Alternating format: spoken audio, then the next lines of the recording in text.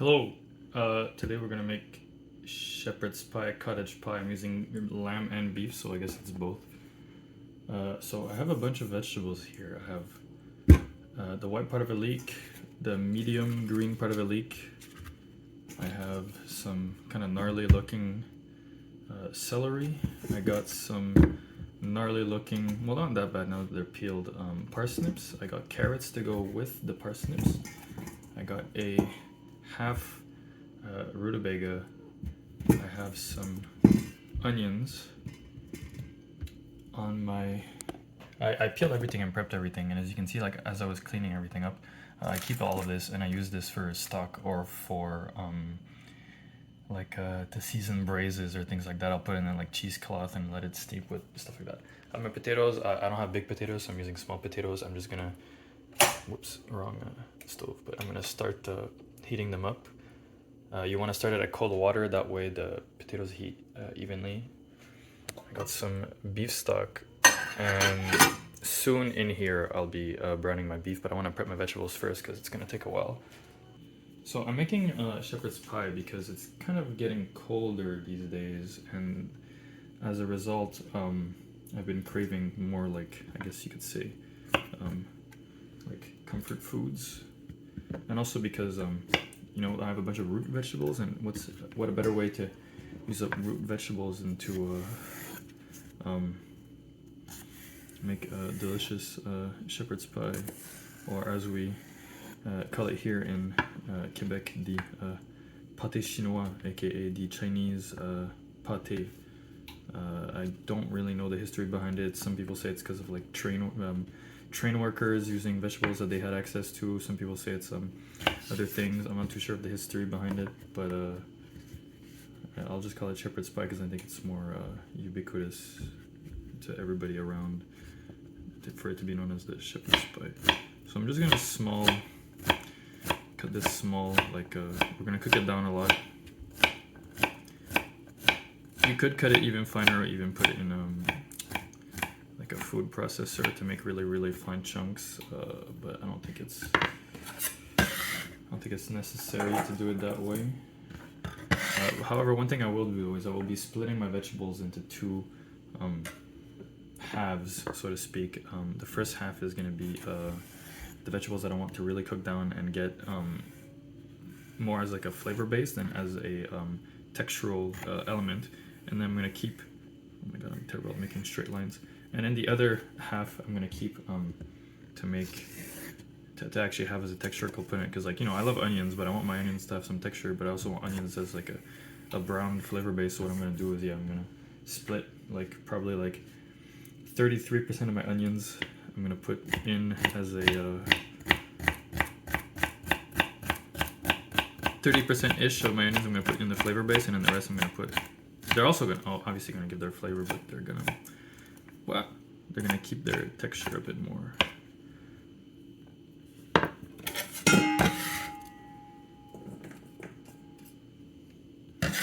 And of course, you know, celery, always great in a mirepoix application to create a nice flavor base. Now, carrot, also part of the iconic mirepoix.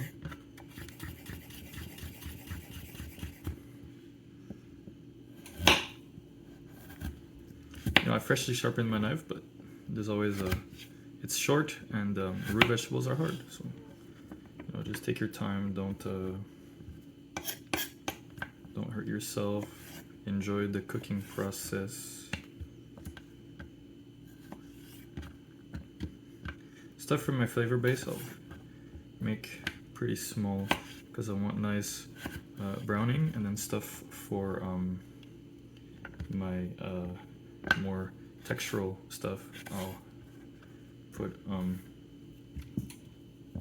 you know, maybe a bit bigger.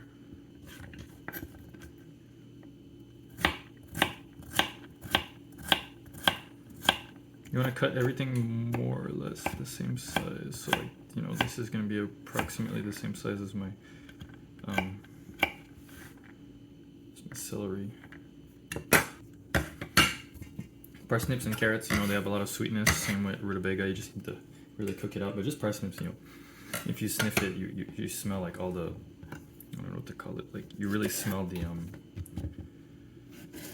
sweetness of the parsnip, but it almost also smells kind of like spicy. Like it's reminiscent of like spices, kind of in the same way that like, you know, carrots have almost like a spicy smell. But when I say spicy, I don't mean like, you know, hot. I mean spicy as in like it's reminiscent of spices, especially I think warm spices, which is probably why, you know, people put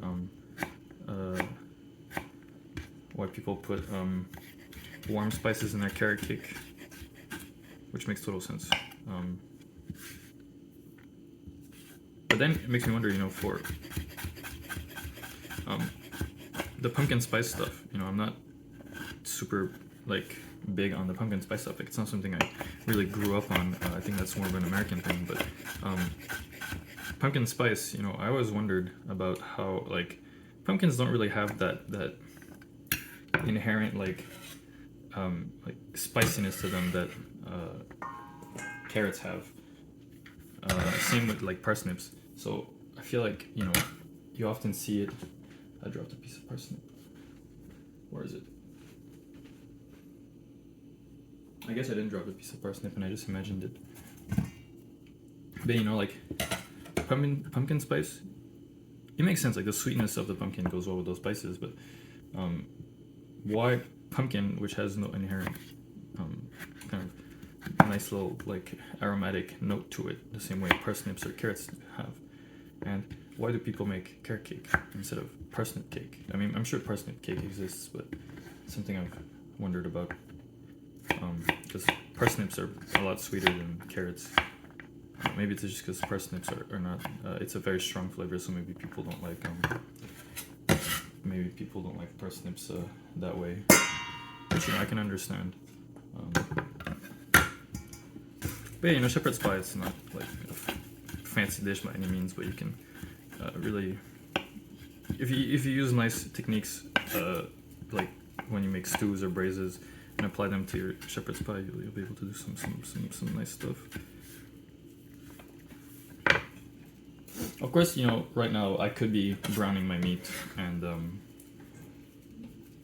like saving time, but I'm not in a rush. I'm gonna take my time and, you know, I'm gonna take my time and have fun cutting stuff. And then, you know, let's say something comes up, I won't have like meat browning on the stove or anything. You can hear the potatoes. Currently, actually, we'll take care of all of our root vegetables first. Rutabaga, it's like a big turnip, I guess. I don't know if there's another name for it. I think in French we call it navet, but I feel like navet is a big category of food. It's like saying, oh, this is a radish. Like there's so many kinds of radishes. Like dakon's a radish and whatever. And you know, rutabagas, it's very like classic thing here. Like I probably mentioned, what would be really cool is instead of doing a potato puree to put on top of your shepherd's pie, do a rutabaga puree. That'd be very cool, I think.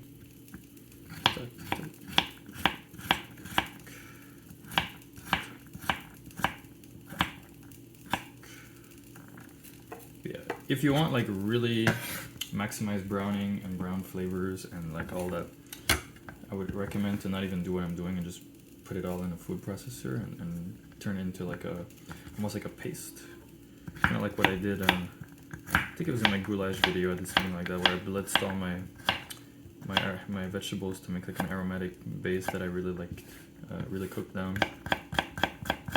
Important. So leeks are, as I always say every time I use a leek in one of my videos, leeks are dirty, so you want to clean them. They're especially dirty in the area where the white meets the green. So you look at your leek, and this one's clean because I cleaned it already beforehand.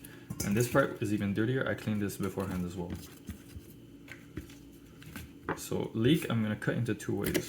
So the leek that I want to use in my flavor base, I'll cut into small pieces like this.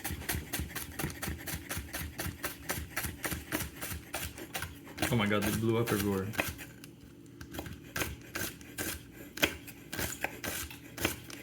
It blew up everywhere because my finger here pushes stuff. And then the leeks that I want to have in my dish. Papery part I'm not gonna use. But yeah, the leek that I want to have not as a, that I want more as like a textural element. I'm gonna cut only into 2, not into 4. I love leeks in these kinds of things. I think it's a wonderful. It's a wonderful flavor. You know, they have a bit more of a grassy green flavor to them. They're not purely like, but they have that oniony character to them.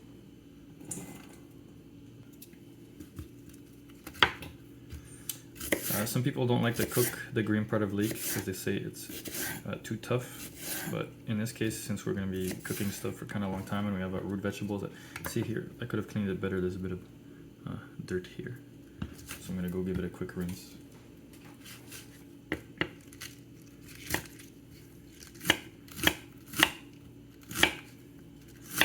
So yeah, people say the green part of the leek is a bit tough, so they don't like to cook it. But I never really understood that. Like, I think the green part's very delicious, and I like the texture that it brings. But I guess it's because if you don't cook it for that long, then it's gonna be too tough. But I like leeks in long cooks. I like braised leeks. You know, if it's too tough, all you can do is cut it smaller.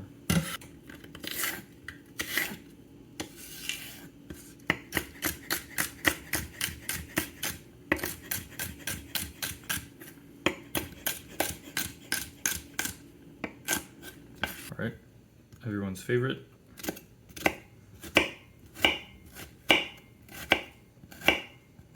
Onions.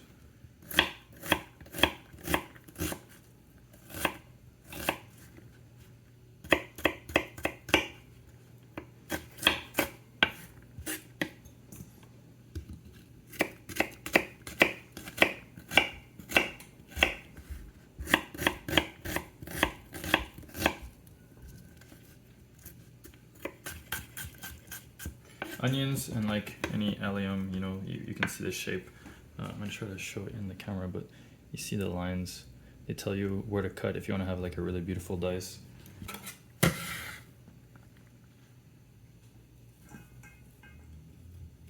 I forgot garlic. I want at least a little bit of garlic. I think garlic is gonna be nice in here, but not too much, because in my head, you know, I don't associate garlic with shepherd's pie. I think you can add a little something, but it's not one of those like, it's not one of those main flavors. If you want to put corns or peas, which I know a lot of people do here in Quebec. It's really popular to put corn. I personally actually don't like corn in this, but if you want that little pop of sweetness, you can add frozen corn or frozen peas, or if it's corn season. But then if it's corn season, I wouldn't really say it's time to do shepherd's pie, because shepherd's pie is more like a fall or a winter thing, whereas corn is, you know, like mid to late summer crop. A bit more garlic, and I got this nice garlic. Yesterday when I went apple picking.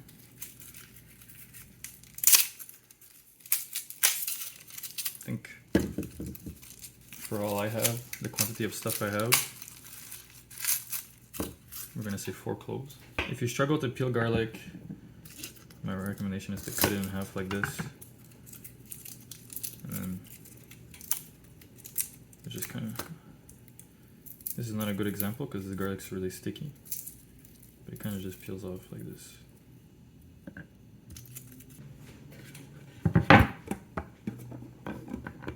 So garlic, you know, since you don't want to overcook garlic, well, more so because like garlic tends to burn easily because of all the sugar it has in it, and humans are really good at noticing certain flavors. Like there's a certain flavor, there's a certain molecule that smells like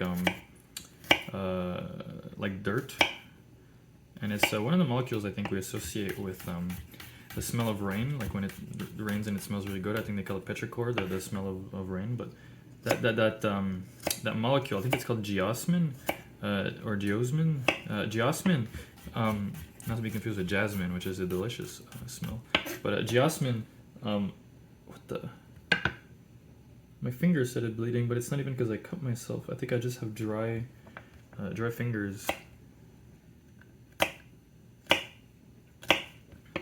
But yeah, geosmin, I believe, is present in certain rotten foods and moldy foods. So that smell, and that taste, we can, even if it's like in super small concentrations, we can very easily spot it. And as a result,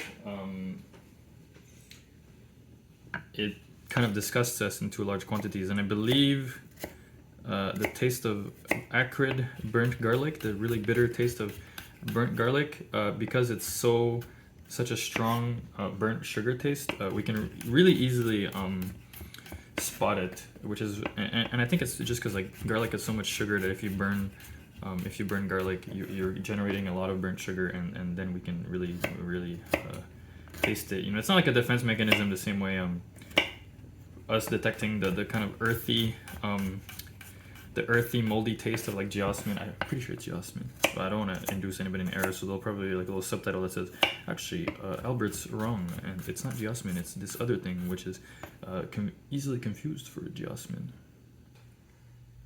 So, do a recap. Scraps for stock, garlic for cooking, vegetables for flavor base, and vegetables for textural element.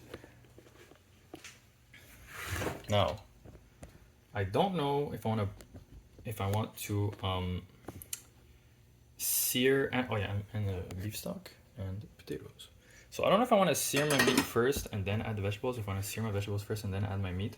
I think I'll sear my vegetable first and then add my meat. I apologize for the sound that this makes, but you know, it's sizzling vegetables, so of course it's going to be a bit loud. Basically, you know, I put all my vegetables in here and I'm just letting them sweat and brown and caramelize and reduce.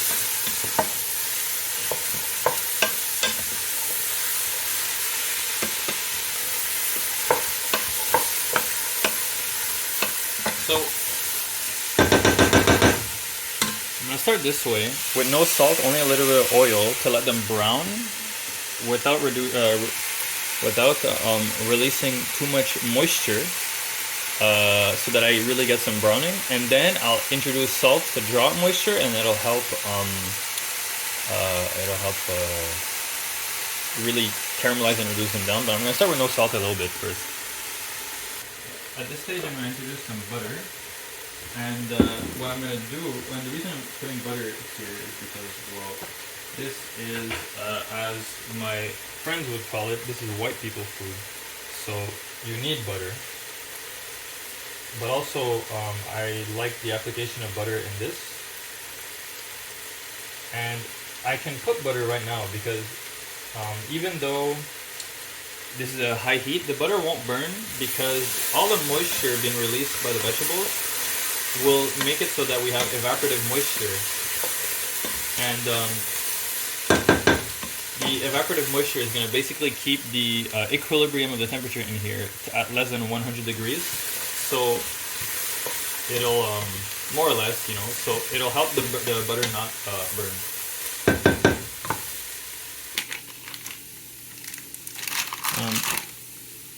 Cheddar, Irish cheddar or Scottish cheddar, I'm not too sure.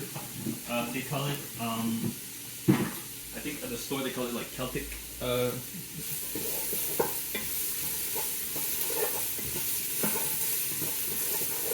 They call it like a Celtic cheddar or something. So grating cheese is very simple. Take your grater and you grate cheese. And this is like it's like a cold and also kind of older cheddar, so it's kind of like a drier cheese, so it grates super well. So the cheese is for mixing into the mashed potatoes, but it's also for putting on top. So I got my cheese. I don't know if that's gonna be enough. It should be. I'm not like a crazy cheese guy.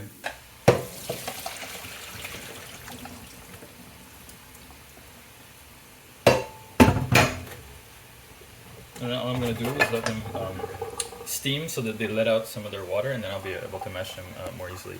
So yeah, I added my ground beef, and I'm going to break it up. Come on.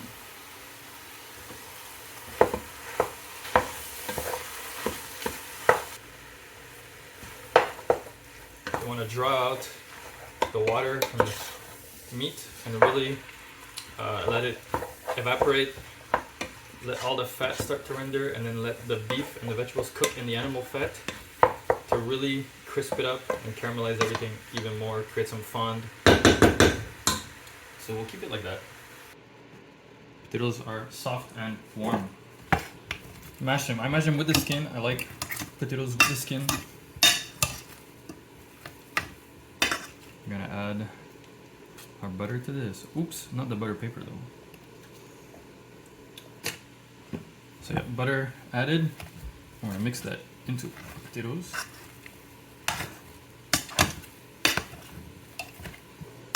If you're a French cook and you hate color in your food, don't do this.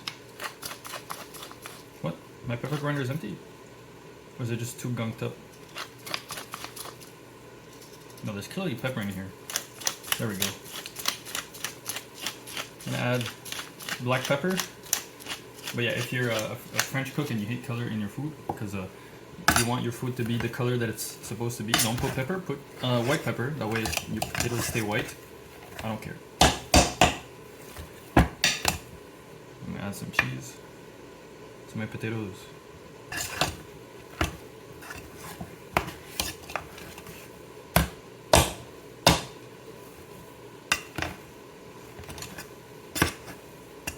I didn't add salt yet because the cheese is salty, so it'll salt the potatoes a little bit, and I'll taste them to see if I need more salt.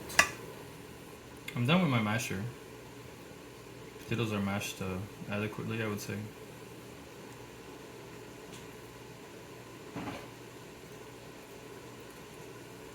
They're nice, they're cheesy, but you need more salt.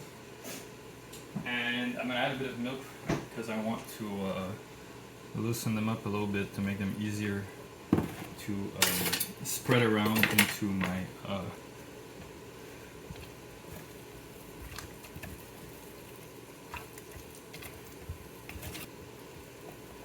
and there's chunks of skin, which I like.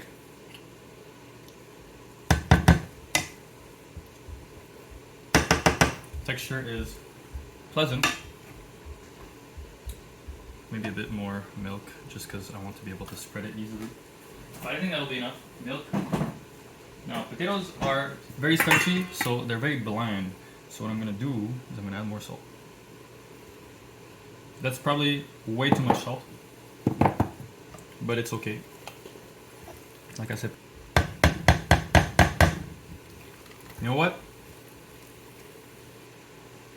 There's a pretty adequate amount of salt. Actually, I'll just add all my cheese to the potatoes. Yeah, my meat is still cooking. You can see now the sound it makes. It's not really steaming anymore. It's more crackling, which means it's starting to fry in its own fat. If you had Parmesan, you can use Parmesan. It's just I felt like since I'm doing kind of like an Irish-British dish, you know, Irish or British, because they both have their own version of it, I think it would be more appropriate to put, you know, a Celtic cheddar, as they called it. I don't know what's Celtic about it. Like no liquid, and it's creating fond, and it's crackling, and it's cooking. So I'll be back once I'm at the next step. So my meat is creating a lot of fond, and it's browning very nicely. So the next step is I'm going to add my vegetables that I want more for texture. I'm going to add my garlic.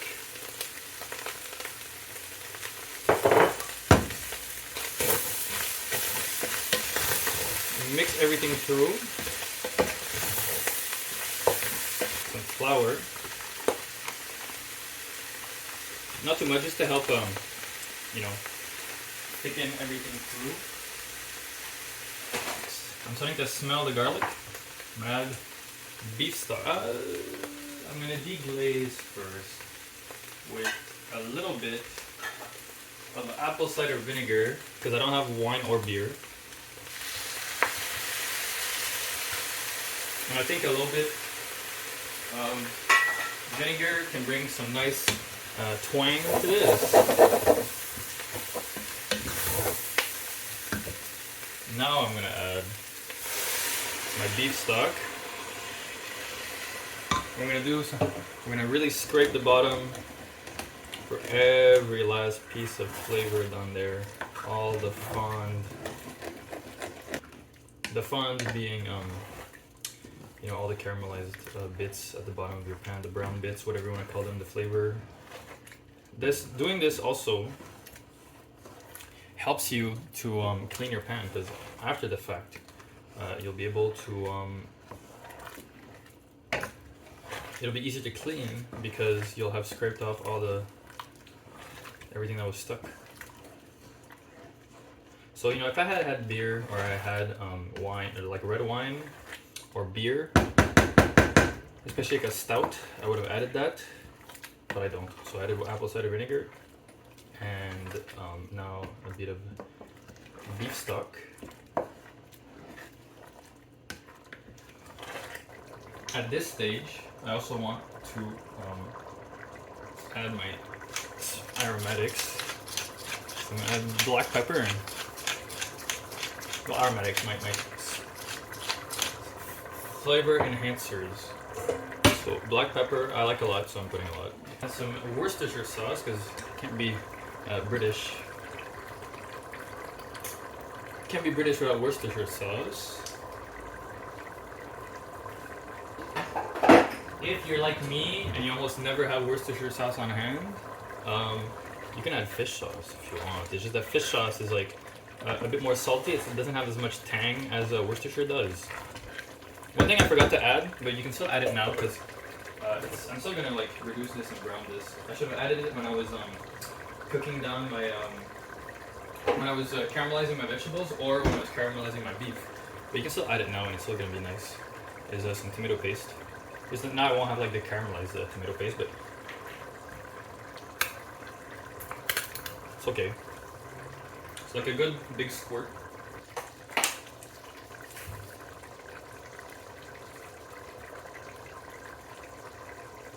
Some bay leaves, the colonial spices that you would find in pumpkin spice, things like that. So I have here, this is called 4 spice, and it's basically the colonial spice blend. It's like a tiny amount, not too much because I'm not making tourtière or anything. So I'm adding just a tiny amount. It's gonna bring some meatiness. It's gonna be nice. Now, I personally like to do this. It's not necessary. You can just reduce it on your stove, but I'm gonna reduce it in the oven. That way it browns on the surface and reduces at the same time. I want to reduce this until it's like a thick, nice base to use as our filling for our delicious shepherd's pie. So if you look at the shepherd's pie mix, it's like it holds together, you know, like there's still some liquid, but it holds together. It's not soupy like before. So it's time to assemble.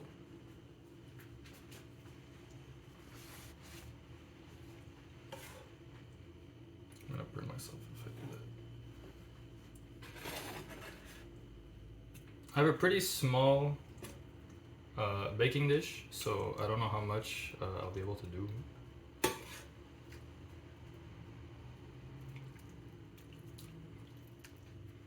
I think this is a good amount. The rest I'll keep to make a second batch. I might freeze the rest of the mix. Like I might freeze this and then unfreeze it and then mash and then make new potatoes and build a new one. Something like that. I haven't decided exactly how I'm gonna use the rest, but I definitely will. You know, it's don't waste food. So I removed the bay leaves so that, you know, I wouldn't randomly eat or come across bay leaves.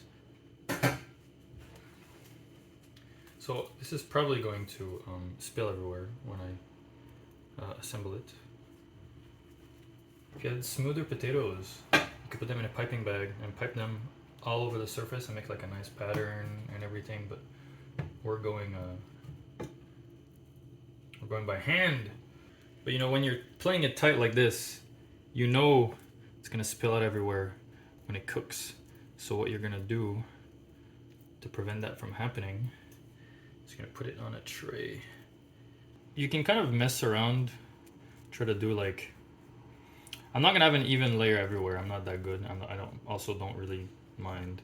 But if you give it texture like this, when it bakes, you're gonna have like crusty peaks of potatoes, and you're gonna have kind of more tender potatoes. Now, another thing I'm gonna do, just to really make this even more decadent, is I'm gonna put some grated cheese on top. And the grated cheese is the leftover cheese from like the leftover what did he call it? Celtic cheddar, and mixed with a Quebecois cheese called Zachary Cloutier, which is a cheese that I really like, and I think it can go well with this dish. I'm not gonna put too much cheese on top because I still want the potatoes to brown. So you know, I'm not doing like big chunks of grated cheese everywhere. I think that's gonna be good. If you wanted to, what you could have done too is put potatoes, like I put a paprika on top of your potatoes to make it look really nice and sexy and stuff. I'm not going to, especially because I'm putting cheese, so putting like the paprika over the cheese would not look nice. And like the only paprikas I have are kind of nice paprikas, so I don't want to like waste nice paprika on a dish where like paprika is mostly used for like aesthetic purposes. So my oven's at 350, and I'm gonna put this in the oven until the top is nice and sexy. It's ready. It's ready. So as you can see, I've got some nice browning. The potato surface is crisp. It's a bit puffy. Got lots of caramelization all around. It obviously dripped, so good thing I had a tray. And I could have let it go for longer, but the cheese was getting crisp too. It just didn't get much color. And the two cheeses I got were pretty oily, so there's like a pretty big film of oil at the top. If that turns you off, you can always, you know, pat a little bit. But for me, it doesn't bother me too much. And you can see too, the caramelization is like, if it lets it focus, I guess the lighting's bad, but like it's all gelatinous and nice because of all the collagen in the stock. So I'm gonna let this cool down, and once it's cooled down a little bit, I'll cut a slice and we'll eat.